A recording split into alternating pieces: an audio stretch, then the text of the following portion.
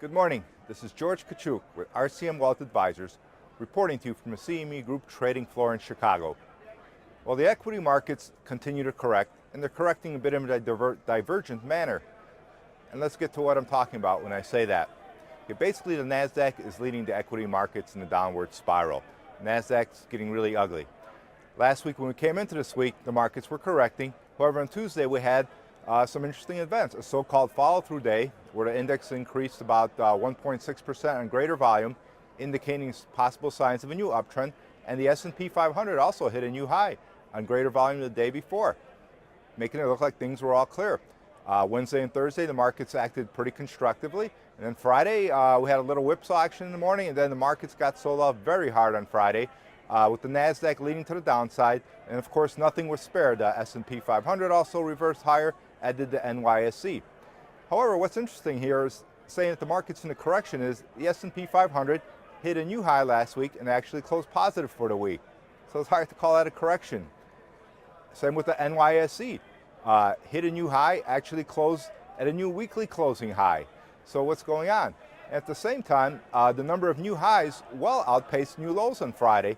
Although, NASDAQ's down 100 points, everything reversed off the highs. Yet we had about 250 new highs and about 50 new lows.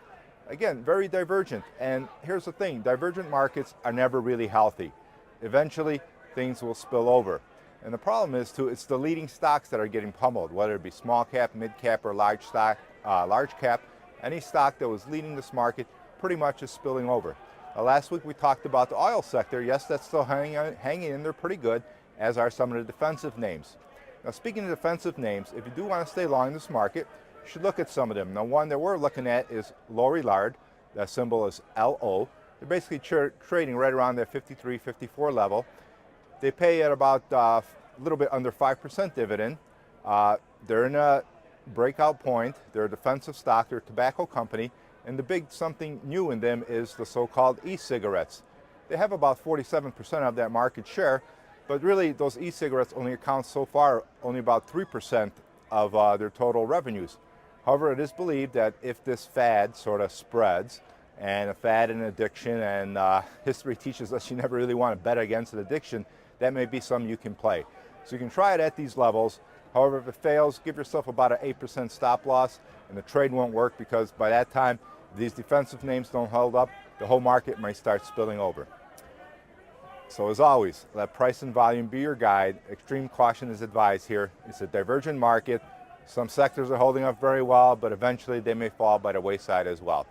This is George Kachuk, RCM Wealth Advisors, reporting from the CME Group trading floor in Chicago. Good luck.